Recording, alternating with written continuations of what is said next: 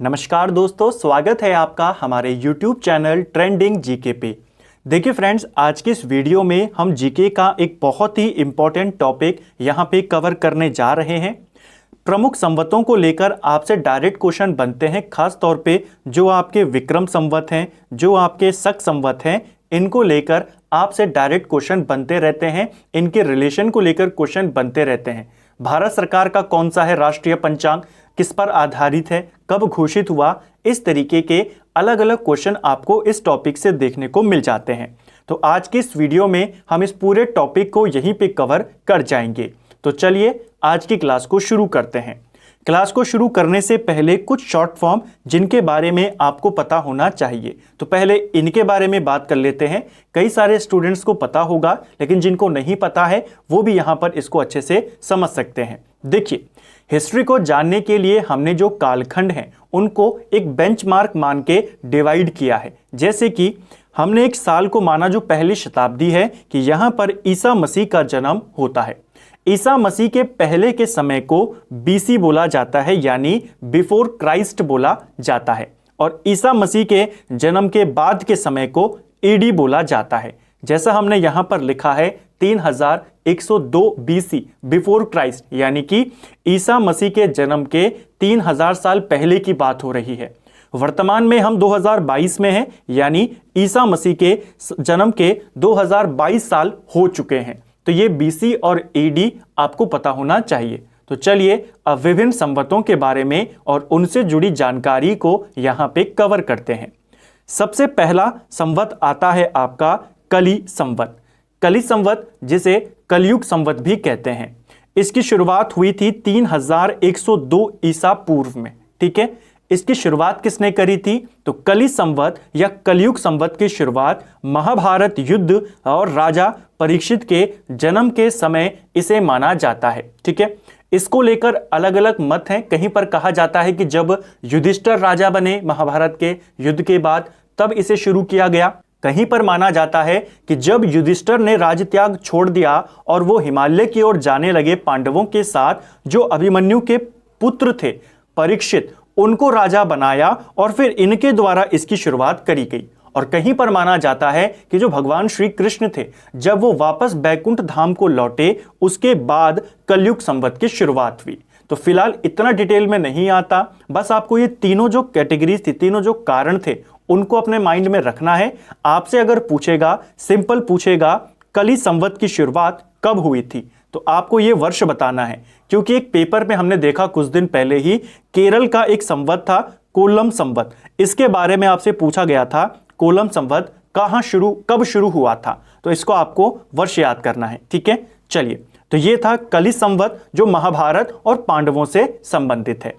दूसरे पे आते हैं। दूसरा है आपका सप्तर्षि संवत। सप्तर्षि संवत की बात करें, यह 3076 साल पहले शुरू हुआ। ठीक है, ईसा मसीह के 3076 साल पहले शुरू हुआ। इसे लौकिक संवत के नाम से भी जाना जाता है। क्वेश्चन आपसे डायरेक्ट बन जाएगा, इनमें से किस संवत को लौकिक संवत कहते हैं? तो आप बताएंगे सप्तर्षि संवत, जिसकी शुरुआत 3076 ईसा पूर्व में हुई थी। और ये जो संवत है आपका विशेषकर कश्मीर में प्रचलित था। जैसे कोल्लम संवत आपके केरल में प्रचलित है, उसी प्रकार ये वाला आपके कश्मीर में प्रचलित था। इसको भी आपने याद करना है। तीसरा है हमारा बुद्ध संवत। देखिए, बुद्ध संवत की अगर हम बात करते हैं, इसकी शुरुआत 544 बीसी से मानी जाती है, 544 ईसा पूर्व से मानी जाती है। श्रीलंका की गणना के अनुसार इसकी शुरुआत 544 ईसा पूर्व है। इसको याद करना है। देखिए, माना जाता है कि जब महात्मा बुद्ध को निर्वाण की प्राप्ति हुई, उनका निधन हुआ, उसके बाद बुद्ध संवत की शुरुआत यहां पर मानी गई है। ठीक है, उनकी निर्वाण प्राप्ति पर श्रीलंका की गणना के अनुसार उनका जो निर्वाण की प्राप्ति 544 ईसा पूर्व में हुई थी। और जिस अभिलेख के आधार पर, जो कैंटोन अभिलेख है चीनी परंपरा का, उसके आधार पर महात्मा बुद्ध की अगर हम मृत्यु की बात करते हैं, उनको निर्वाण प्राप्ति की बात करते हैं, वो 483 ईसा पूर्व है और यही सर्वमान्य है। लेकिन श्रीलंका की गणना के अनुसार 544 ईसा पूर्व माना जाता है। तो इसको आपको याद करना है। ठीक है, पूछा जा सकता है। अगले अगर हम चलें तो आता है महावीर संवत। महावीर संवत को लेकर भी क्वेश्चन बन सकते हैं। इसकी शुरुआत 527 ईसा पूर्व में हुई थी। 527 ईसा पूर्व में जब महावीर स्वामी को निर्वाण की प्राप्ति हुई थी।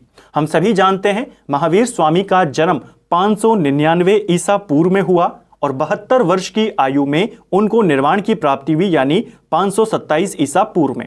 तो महावीर स्वामी के द्वारा नहीं, महावीर स्वामी के काल में उनकी निर्वाण प्राप्ति के बाद महावीर संवत की शुरुआत मानी जाती है। कब से मानी जाती है? 527 ईसा पूर्व से। ठीक है, अब यहां से आपके ज्यादा इंपॉर्टेंट शुरू हो जाते हैं। ये वाले चांसेस हैं इनके आने के, लेकिन बहुत कम चांसेस हैं। पहला वाला आने के बहुत ज्यादा चांसेस हैं, कलयुग वाला और जो दूसरा वाला था आपका। ठीक है, बुद्ध संवत और महावीर संवत अभी तक शायद नहीं पूछे गए हैं, लेकिन चांस इनके हैं।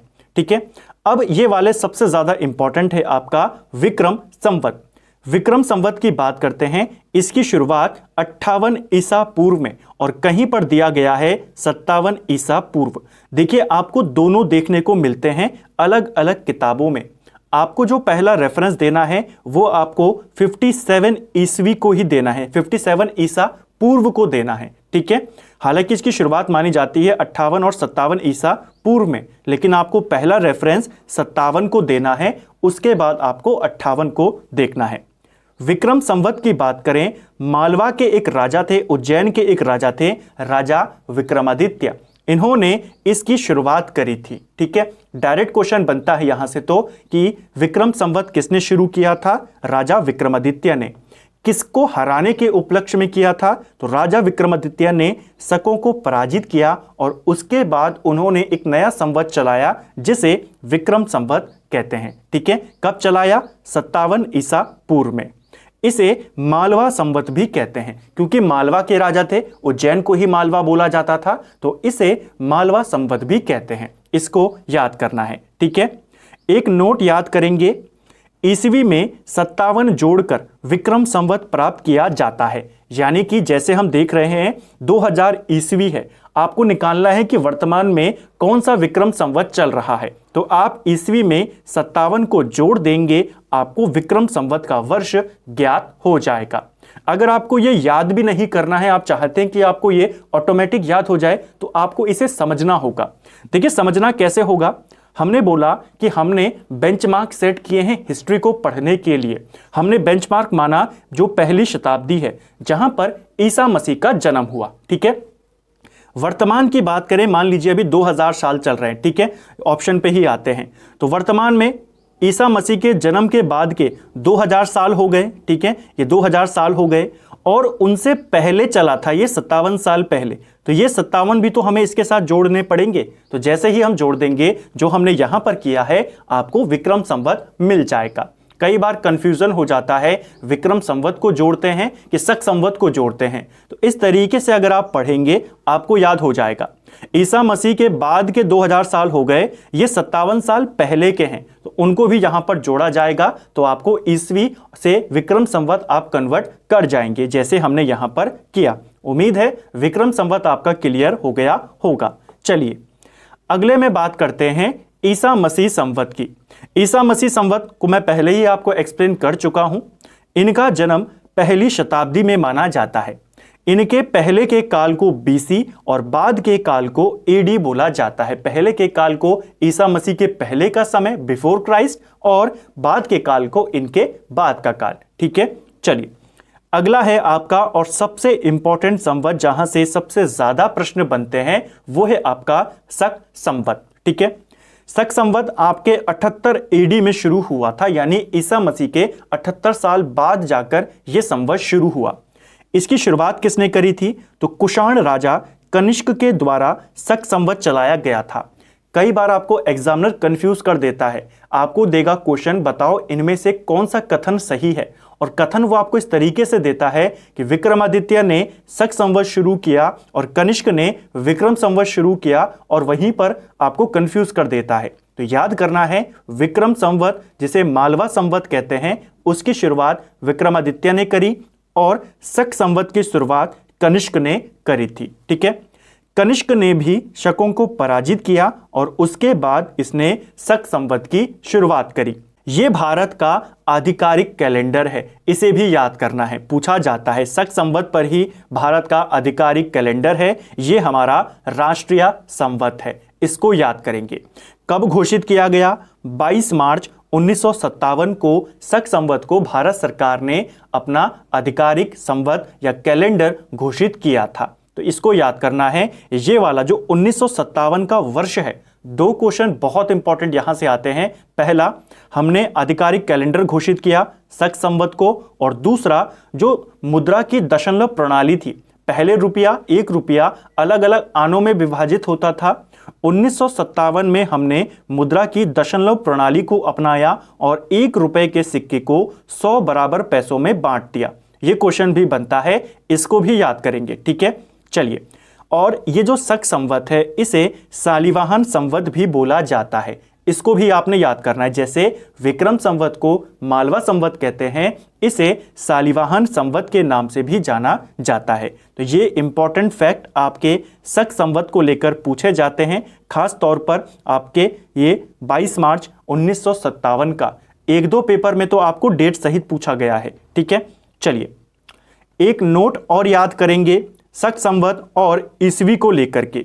ईस्वी में अगर आप 78 को घटा देते हैं तो आपको शक संवत प्राप्त हो जाता है। जैसे फिर से उसी एग्जाम्पल पे चलते हैं।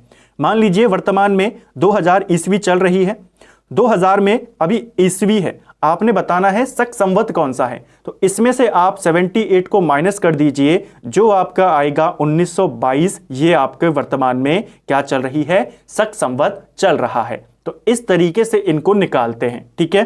फिर से अगर इसको समझना हो, याद ना करना हो आपको कि जोड़ना है घटाना है, मत याद कीजिए, बस इतना याद करना है जो ये शक संवत था 78 एडी का, ये बाद में चला। तो यहां से आपका ईस्वी शुरू हो रही है ईसा मसीह के जन्म के बाद से, ठीक है, और यहां से आपका 78 से शक संवत शुरू हो रहा है। तो ये पहले वाले जो 78 साल है ये तो हमें घटाने पड़ेंगे ना, क्योंकि हमें यहां से काउंट करना है कि वर्तमान में कौन सा शक संवत चल रहा है, ठीक है। उसमें हमें पीछे से लेकर चलना था, वर्तमान में कौन सा चल रहा है, क्योंकि वो पहले शुरू हुआ था विक्रम संवत, ये बाद में शुरू हुआ है, ठीक है। इन दोनों में कितना डिफरेंस होता है? अगर हम विक्रम संवत और शक संवत की बात करें तो आप इजीली बता देंगे। जो आपका विक्रम संवत है, विक्रम संवत आपके 57 ईसा पूर्व में शुरू हुआ, ठीक है। उसके बाद आपकी ईस्वी आई और फिर उसके 78 साल बाद जाके आपका जो शक संवत था वो शुरू हुआ। तो दोनों में डिफरेंस आपका हो जाएगा, इन दोनों को जोड़ देंगे 57 और 78 को जोड़ देंगे, 135 वर्ष का डिफरेंस है इन दोनों संवतों में। इसको भी आपको याद करना है, कई बार पूछ लिया जाता है। अगला इंपॉर्टेंट संवत है आपका कलचुरी संवत। कलचुरी संवत की बात करें, इसकी शुरुआत होती है 248 एडी से, ठीक है। चेदी के कलचुरियों ने इसे अपनाया था, जो चेदी वंश था उसके राजाओं के द्वारा इसे अपनाया गया था। कब अपनाया गया? 248 ईस्वी में। जो ऐसे वाले संवत हैं आपके जो ज्यादा पॉपुलर नहीं हैं, उनकी केवल आपसे शुरुआत पूछी जाती है। तो कलचुरी संवत 248 ईस्वी से शुरू हुआ, ठीक है। नेक्स्ट है हमारा गुप्त संवत। गुप्त संवत की बात करें तो गुप्त वंश के जो राजा थे चंद्रगुप्त प्रथम, उनके द्वारा 319 एडी में इसकी शुरुआत करी गई थी। इसको ध्यान रखना है, किसने शुरू किया था? चंद्रगुप्त मौर्य ने शुरू नहीं किया था, चंद्रगुप्त प्रथम ने किया था, जो गुप्त वंश का राजा था, ठीक है। गुप्त संवत, और इसके बाद आता है हर्ष संवत। हर्ष संवत ये हर्षवर्धन के राज्यारोहण के साथ प्रारंभ हुआ था 606 एडी में। इनको इसलिए याद करना है, चंद्रगुप्त प्रथम को, हर्षवर्धन को, कनिष्क को, विक्रमादित्य को, क्योंकि आपसे क्वेश्चन बनता है। आपको एक क्वेश्चन दे देगा, बताओ इनमें से किसने अपना संवत शुरू किया था या नहीं किया था, तो आपको पहचानना होता है। हर्षवर्धन ने भी किया, चंद्रगुप्त प्रथम ने भी किया, कनिष्क ने भी किया, इसके अलावा विक्रमादित्य ने भी किया। एक बंगाल का राजा था, बंगाल का अंतिम हिंदू राजा लक्ष्मण सेन, उसने भी अपना संवत चलाया था, उसे भी याद करना है। अकबर ने भी चलाया था, ठीक है। तो ये कुछ राजाओं के नाम जो आपको पता होने चाहिए। नेक्स्ट है हिजरी संवत। हिजरी संवत की बात करें तो ये आपका 622 एडी में शुरू हुआ था, ठीक है, हिजरी संवत। इसकी शुरुआत अगर हम माने, देखिए मदीना जाने को इस्लाम में हिजरी बोला जाता है, ठीक है। और हजरत मोहम्मद साहब के मक्का त्याग कर मदीना जाने की स्मृति में इसे शुरू किया था, यानी कि जब वो मदीना के लिए गए उसमें इसकी शुरुआत मानी जाती है 622 ईसा पूर्व में। तो इसे आपको याद करना है। इसमें तो आपको डायरेक्ट पूछा जाता है हिजरी संवत कब शुरू हुआ था, आप बताएंगे 622 ईसा में शुरू हुआ था, ठीक है। ईसा पूर्व नहीं होगा, ईसवी में होगा, ठीक है। इसके बाद आपका जो आता है वो आता है कोल्लम संवत, जिसके बारे में हमने बात करी थी। ये एक पेपर में हाल ही में पूछा गया था कि कोल्लम संवत कब शुरू हुआ। ऑप्शन दे रखा था 825 एडी में शुरू हुआ, ठीक है। तो इसको तो आपको डायरेक्ट फैक्ट बेस पर याद करना है। जो कोल्लम संवत था इसे चालुक्य राजा विक्रमादित्य चतुर्थ ने शुरू किया था। ये आपके केरल में प्रचलित था, जैसे सप्तऋषि वाला कश्मीर में ज्यादा प्रचलित था, उसी प्रकार कोल्लम आपके केरल में था। और इसे चालुक्य विक्रम संवत भी कहते हैं, क्योंकि जो उज्जैन के राजा थे उन्होंने अपना संवत चलाया, उसे विक्रम संवत कहते हैं। इसे चालुक्य वंश के विक्रमादित्य ने चलाया, तो इसे चालुक्य विक्रम संवत कहते हैं। हो सकता है पूछ ले केरल का विक्रम संवत कब शुरू हुआ, तो आप अपने वाले विक्रम संवत को नहीं बताएंगे जो ज्यादा पॉपुलर है आपका, जो 57 ईस्वी में ईसा पूर्व में शुरू किया था विक्रमादित्य ने। आप बताएंगे दक्षिण भारत वाला, केरल वाला चालुक्य का विक्रम संवत 825 एडी में शुरू हुआ था, ठीक है। ये वाला इंपॉर्टेंट है, पूछा जा सकता है क्योंकि एक पॉपुलर वाले से इसका नाम मिल जाता है। विक्रम संवत को लेकर एक क्वेश्चन और याद करना है। भारत का जो राष्ट्रीय पंचांग है, भारत का जो आधिकारिक कैलेंडर है, वो शक संवत पर आधारित है, कनिष्क वाला। जो नेपाल का है आधिकारिक कैलेंडर, वो विक्रम संवत पर आधारित है। इसको भी याद करना है, ठीक है। कौन सा वाला? वो मेन वाला, इस पे नहीं, ठीक है। ये आपके केरल में प्रचलित था। नेक्स्ट है इलाही संवत। इलाही संवत की शुरुआत करें अगर हम बात करें तो इसकी शुरुआत अकबर ने करी थी। 1583 में अकबर ने इसे शुरू किया था, ठीक है, पूछा जाता है। और लास्ट में आता है राजसक संवत, जिसकी शुरुआत छत्रपति शिवाजी महाराज ने शुरू करी थी। 1673 में उन्होंने इस संवत को चलाया था। तो राजाओं में इनका नाम भी आपने जोड़ देना है, क्योंकि क्वेश्चन बनता है किस राजा ने अपना संवत चलाया था और किस राजा ने नहीं चलाया था। तो कुछ विशेष राजाओं के हमने बारे में यहां पर देखा, उन्होंने अपने संवत कब चलाए थे।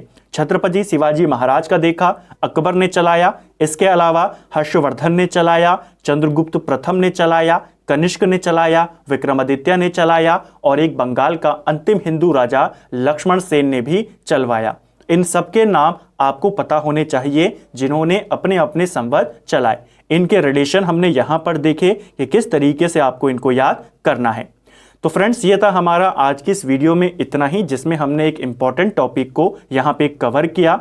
अगले वीडियो में ऐसे ही हिस्ट्री के एक बहुत ही इंपॉर्टेंट टॉपिक के साथ मिलेंगे। अगर आपको ये क्लास पसंद आई हो तो क्लास को लाइक करें। वीडियो अगर आपको पसंद आई है अपने दोस्तों के साथ भी शेयर करें। और क्लास कैसे लगी कमेंट बॉक्स में हमें ज़रूर बताएं।